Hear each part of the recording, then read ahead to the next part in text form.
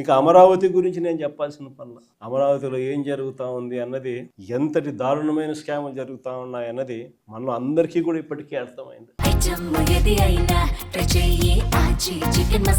ఆచి chicken masala square feet కట్టడానికి 5 star ఫెసిలిటీస్తో హైదరాబాద్లో కానీ, చెన్నైలో కానీ, బెంగళూరులో కానీ ఎక్కడైనా కూడా కట్టడానికి అయ్యే ఖర్చు 4,500 దాటదు. ఇది 5 స్టార్ లాబీసు, ఇటాలియన్ మార్బులు ఈ స్థాయిలో కట్టే కార్యక్రమాలు చేసినా కూడా అమరావతిలో మాత్రం 12,000, 14,000 అడుగు ఖర్చు. రోడ్లు వేస్తూ ఉన్నారు, 6 లేన్ రోడ్లు. నేషనల్ హైవేలు టెండర్లు పిలిస్తే 20 కోట్లు వస్తూ ఉంది. ఇక్కడ మాత్రం 53 కోట్లు లేను.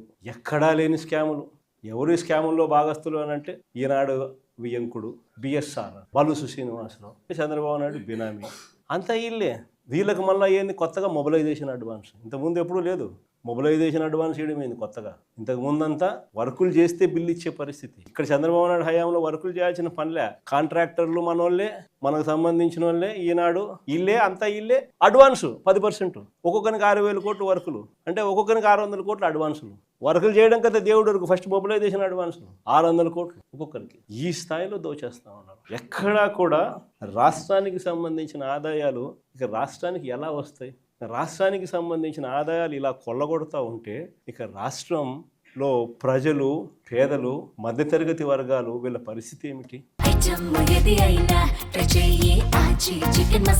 ఆచి చికెన్ మసాలా.